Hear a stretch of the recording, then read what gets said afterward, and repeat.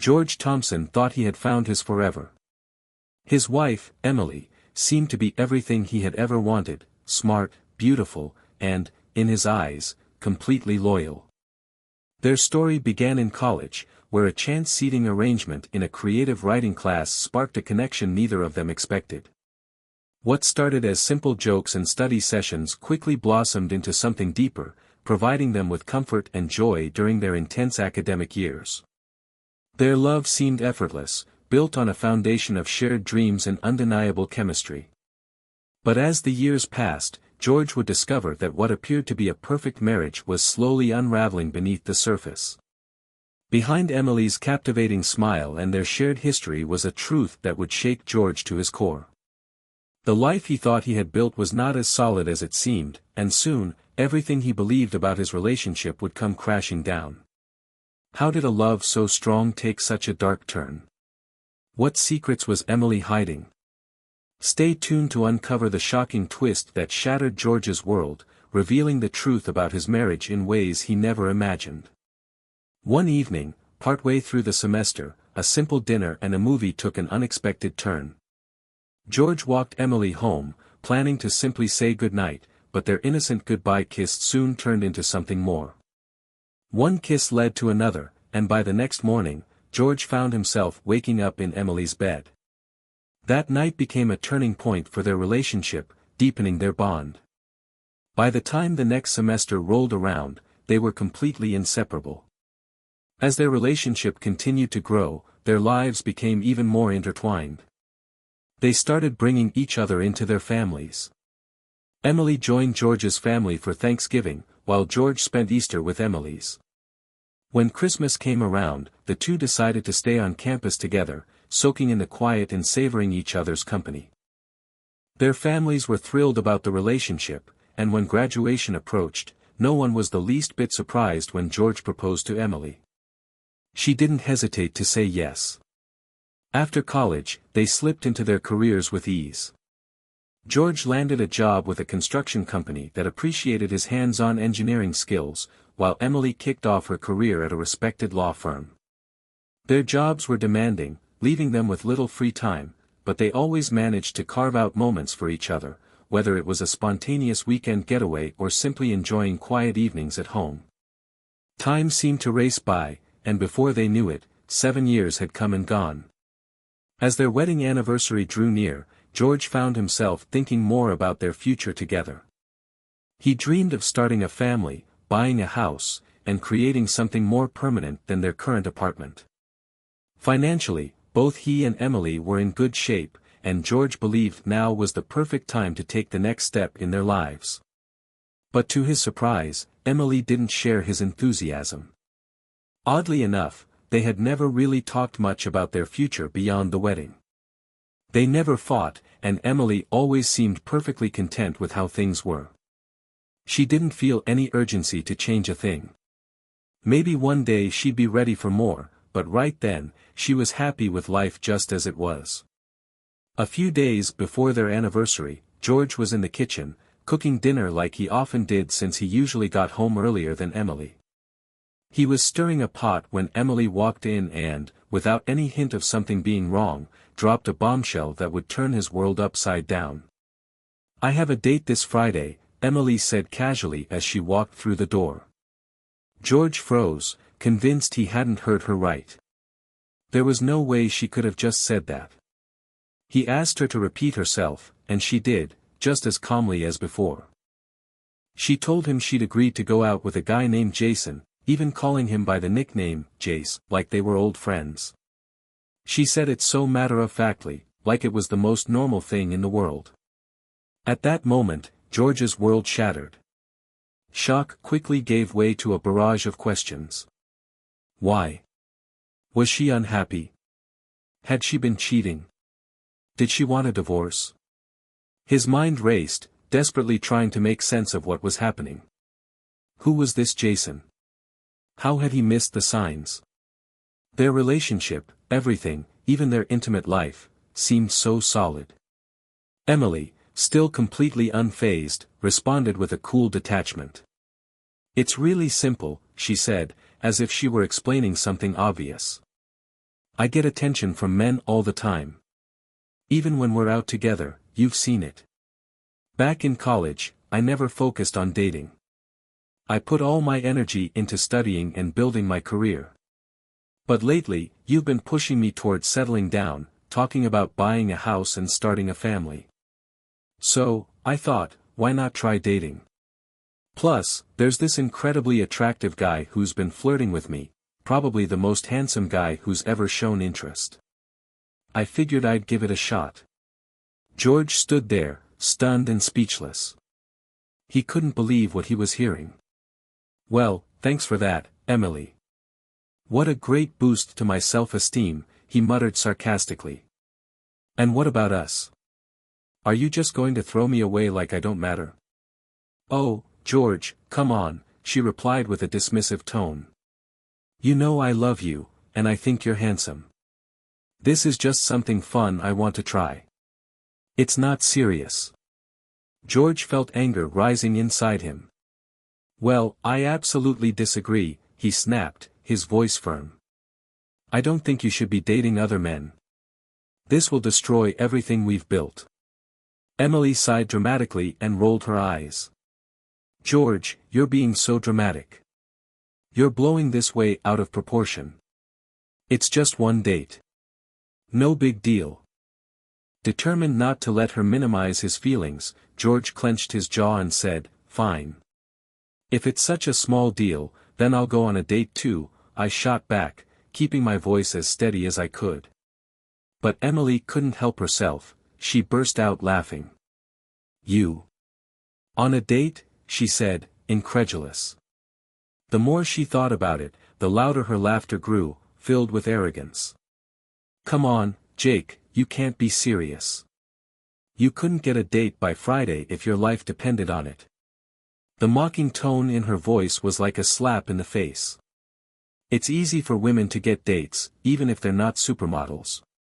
But for men, especially those who aren't exactly head-turners, that's a challenge. You're a good guy, Jake, but attractive. Not really. Her laughter filled the room, hitting me hard. It was one thing for her to announce she was going on a date, but to insult me like this?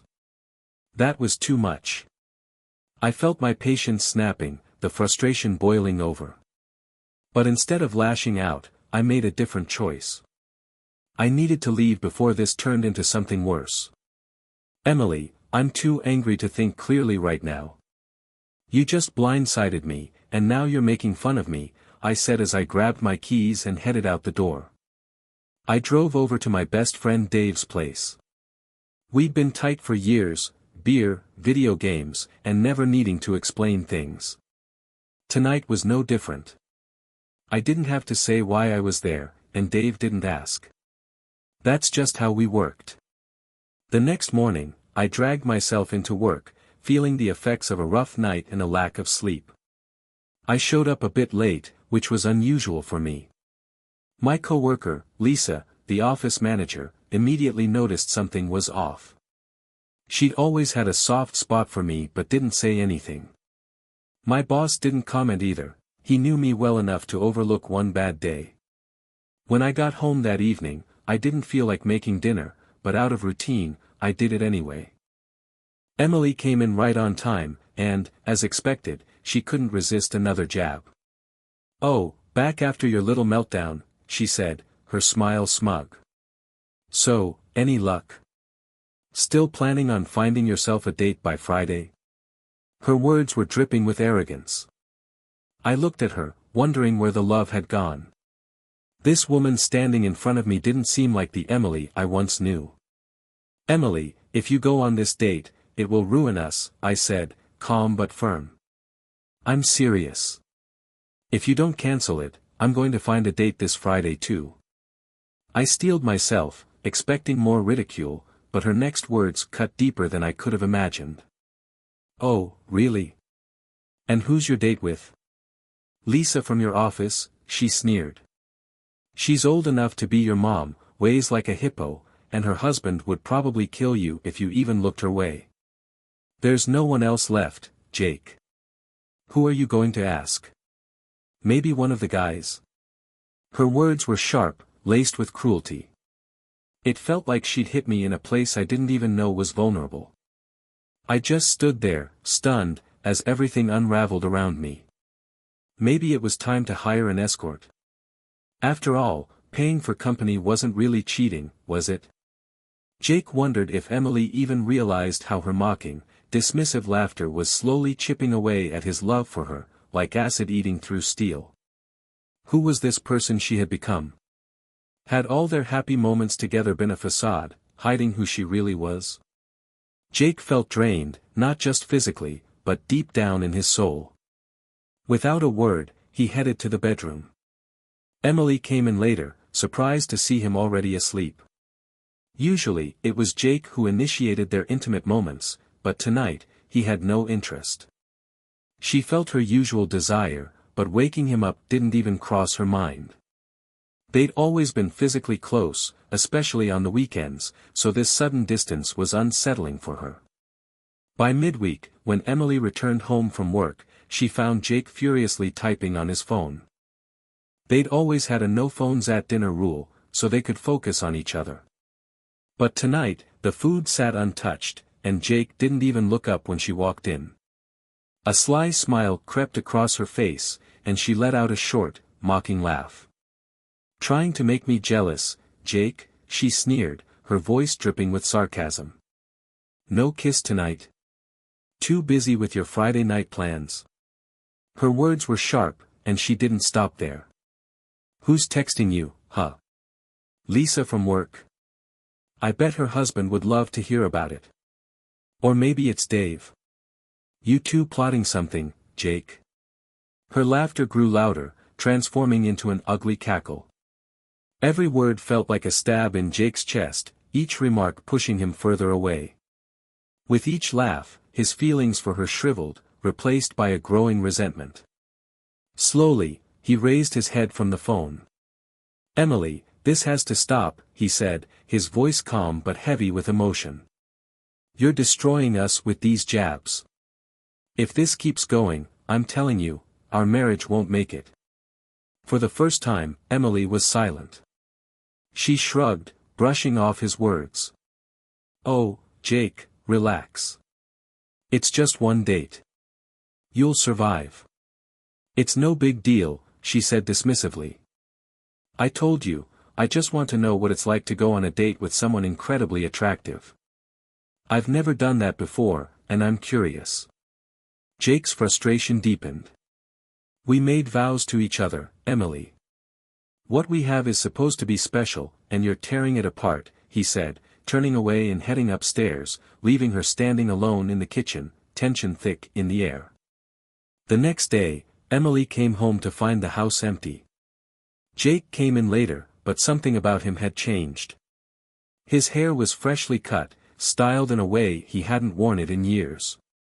It reminded her of when they first met, though she had grown to prefer his current look.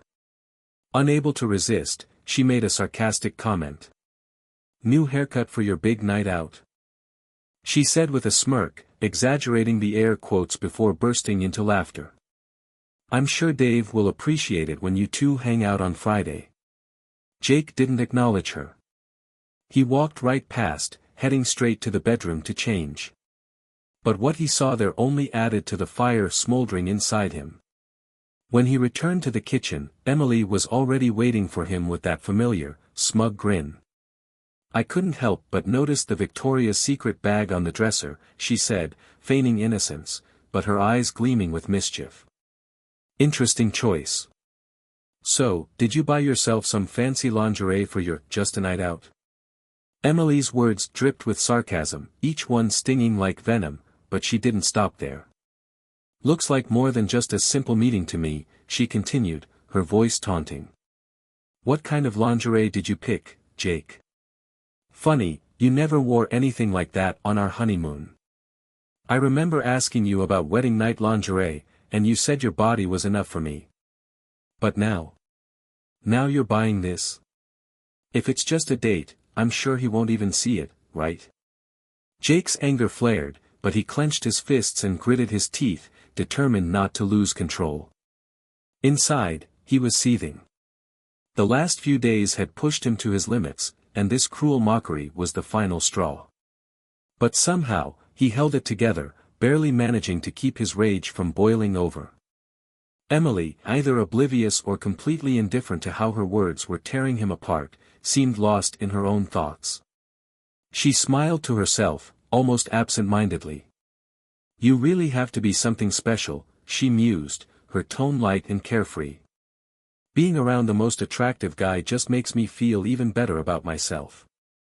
She glanced at Jake, shrugged, and let out a short, dismissive laugh. Jake's patience snapped. His voice was sharp, cold. "Oh, how wonderful that my self-esteem is just soaring," he said, sarcasm thick in his words. But Emily wasn't finished. "It's so important for me to see you in your underwear, but now some random guy gets that pleasure on what you call, just a date." Jake's frustration hit its peak. "Let's get something straight, Emily. This has gone too far," he said, his voice full of restrained fury. "If you wear something for me tonight and cancel that date tomorrow, maybe we can work through this. But if you don't, if you go through with that date, we're done." Emily giggled, as if his ultimatum was nothing more than a joke. "You're always so desperate for intimacy," she teased, waving his words away like they meant nothing. "I've waited all week, and this is the longest I've gone without it." "It's always about you, isn't it?" she added, her tone challenging. "I can do whatever I want, and I'm not going to wear something just for you." Jake stared at her, his gaze hardening, making her shift nervously under his scrutiny. After a long, tense pause, he finally spoke. "If you go on that date tomorrow night, we will never make love again." With that, Jake turned and walked toward the bedroom, leaving her standing there, the weight of his ultimatum hanging in the air. Friday came, and true to his word, Jake didn't bother preparing dinner. He had already made plans for himself by the time Emily returned from work.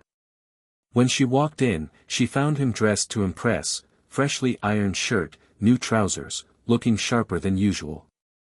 The sight only fueled her growing irritation over the lack of intimacy between them. For a brief moment, she considered being the one to make the first move, but her stubborn pride wouldn't allow it. She wasn't going to give in. Emily had her own plans for the evening. She started getting ready for her date, her excitement growing as she thought about meeting Ted. Something about the apartment felt off, but she dismissed the feeling, too preoccupied with the thought of her upcoming night out to care. Jake left first, without a word. Shortly after, Emily followed, her mind already on Ted as she made her way to the trendy restaurant where they'd agreed to meet. Dinner with Jason had gone off without a hitch. He was charming, attentive, and kept Emily entertained the entire night. When dinner wrapped up, Jason suggested they continue the evening at his place, and without hesitation, she agreed. Emily imagined an exciting, passionate night, but the reality was far from what she expected. As soon as they stepped through the door, Jason's attitude shifted. He shoved her onto the couch with a sneer and said, "Bet you love being easy prey." His words hit her hard, and all the excitement she'd felt evaporated instantly. She quickly made her exit, trying to hold on to whatever dignity she could salvage. It was still early, and going home felt like admitting defeat, so Emily headed to her friend Sarah's place. She made up a story about a fight with Jake, and Sarah, always ready to lend a hand, welcomed her in without hesitation. They spent the night watching romantic comedies and drinking cheap wine, trying to laugh away their frustrations. The next morning, Emily woke up with a pounding headache, the hangover a harsh reminder of the previous night's disappointments. Sarah suggested a day of shopping to take their minds off things, and with no desire to return home just yet, Emily agreed. It was well past dinner when she finally made her way back home. She expected to find Jake waiting for her, probably brooding or itching for an argument. But when she walked in, the apartment was silent. That's when she noticed something was off. Jake's work boots weren't by the door, and his side of the dresser was completely cleared out. Emily smirked, shaking her head. "He's just being dramatic," she muttered to herself, fully convinced that Jake would come crawling back, full of apologies and ready to forget everything. She even laughed at the thought of how his night had gone. By the following Saturday, though, her amusement started to fade. Jake still hadn't returned, and there wasn't a single message or call from him. Emily thought about reaching out to his parents or his friend Dave, but her pride wouldn't allow it. He left, she reminded herself. If he wants to come back, he knows where I am. As the second week dragged on, Emily grew increasingly frustrated. She couldn't understand where he had gone or why he was staying away this long. She even drove by his workplace one day and saw his truck parked outside, but still, there was no sign of Jake. Slowly, the reality of the situation began to sink in. She had done more damage than she initially thought, though she still didn't grasp the full weight of it. Emily always believed their relationship was solid. How could one date unravel everything? The more she thought about it, the more confused she became. 2 weeks had passed since she casually mentioned going out with Jason, and 2 weeks since she walked into work to the news that Jake had filed for divorce. The shock was still fresh. Patricia had always thought Jake could be dramatic, but now she was starting to think he was being completely irrational. Divorce? Over one date? It seemed absurd. Moreover, George had left her a note, asking her to contact his lawyer if she had any questions about the divorce. The nerve! Emily could hardly believe it. Her thoughts drifted back to everything they had been through together. 2 years of dating in college, 7 years of marriage, and now she was being told to consult a lawyer, as if she couldn't handle this on her own. Half the lawyers at her firm were already eyeing her case. But then, a troubling image flashed through her mind, Jake and Dave together. An unsettling feeling crept in. Could Jake really be seeing Dave? And even more outrageously, were they planning to get married? The thought was absurd, and Emily couldn't help but smirk at the ridiculousness of it all. What a joke. She stuffed the divorce papers into her briefcase and headed home, convinced this whole situation would blow over soon. Jake couldn't possibly be serious about divorcing her. He was probably just trying to force her to apologize. But there was no way she was giving him that satisfaction. However, as time passed, frustration began to gnaw at her. Night after night, she ate dinner alone in their once-shared condo. The silence had become suffocating, and the emptiness of the place started to get to her. Slowly, Emily began to realize just how much she missed Jake. She'd taken his company for granted, and now that he was gone, the void he left felt unbearable. A sense of guilt started to creep in, nagging at her. Maybe, just maybe, she had made a mistake.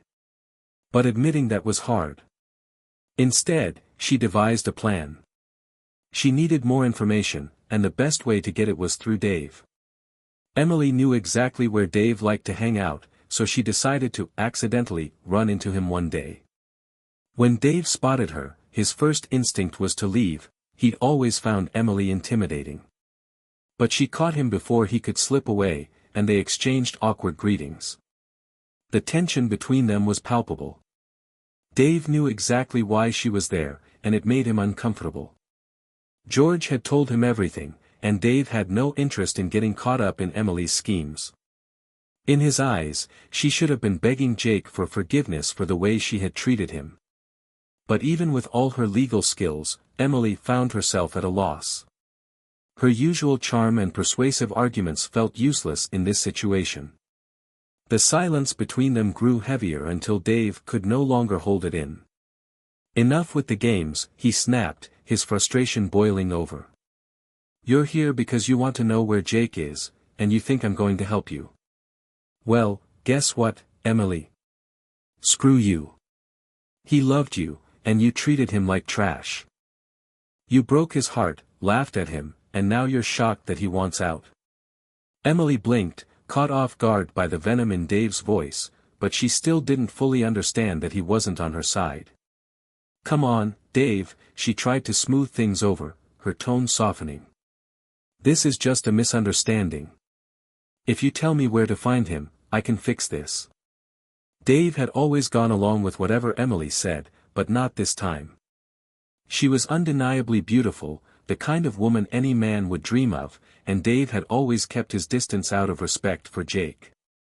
He never wanted to cause trouble, especially when George was so devoted to her. But now, seeing her true colors, Dave felt no obligation to be kind. Emily didn't care about Jake or their marriage, and she had made that painfully clear with her actions. He was done playing her games. "Emily," Dave said, his voice laced with disdain, "let's be honest here. You didn't run into me by accident. You came here looking for answers, but I don't have any for you. Jake worshipped the ground you walked on, and you threw it all away for some meaningless fling. He warned you, and you laughed in his face. And now you're surprised he's moving on. Let him go. Enjoy your pretty boys." He brushed past her without so much as a glance, walking away and not looking back. Emily stood there, stunned by his words. For a moment it was like the wind had been knocked out of her.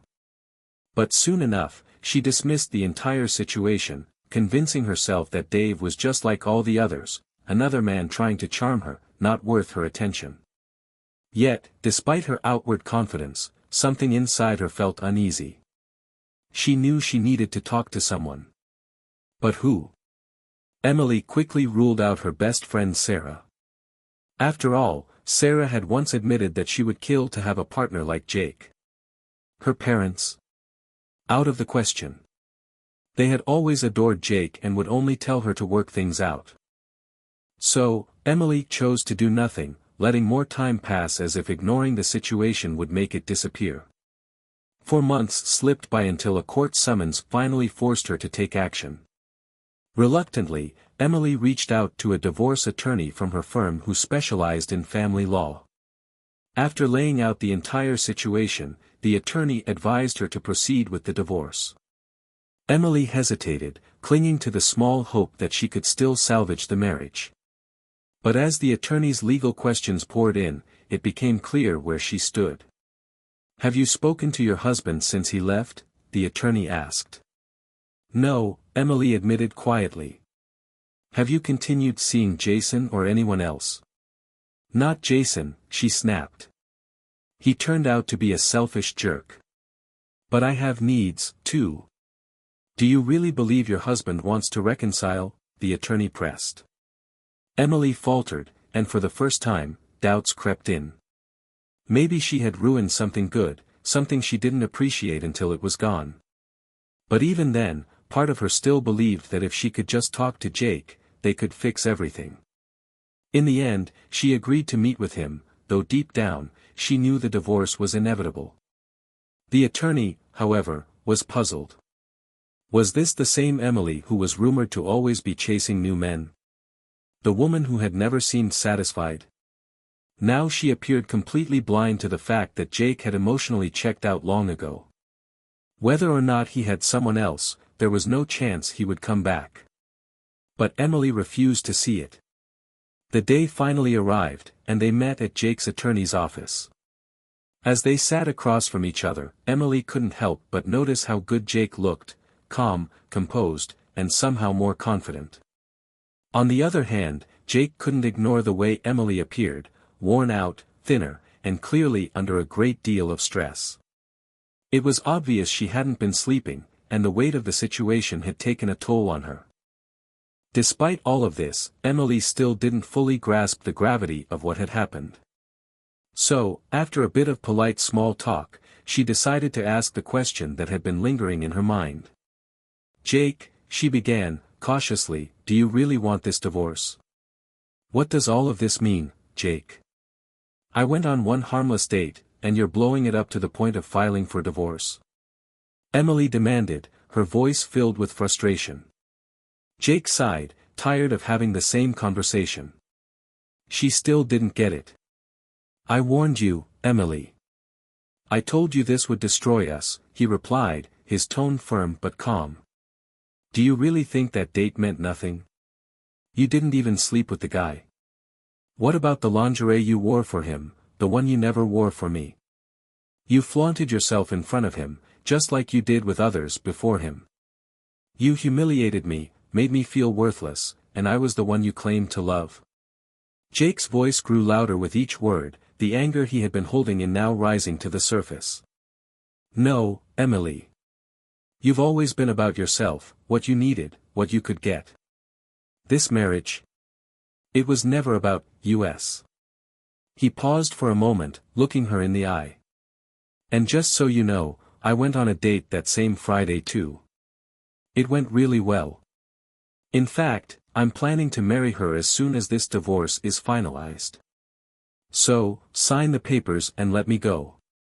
With that, Jake stood up, leaving his words hanging in the air as he walked out without looking back.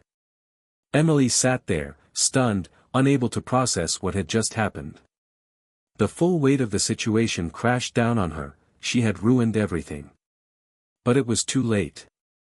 The divorce was already in motion, and when it was finalized, she left with half of their assets, including the apartment. Years passed, and Emily moved through a string of failed relationships with attractive men. She even battled some health issues along the way. It wasn't until she started seeing a therapist that she finally came to terms with the painful truth: she had never really grown up. There were many regrets, but none weighed as heavily as losing Jake, the one man she had truly pushed away. Even though she eventually met someone kind and reliable, nothing could compare to what she once had with Jake. That regret would haunt her for the rest of her life. Meanwhile, Jake's life moved on.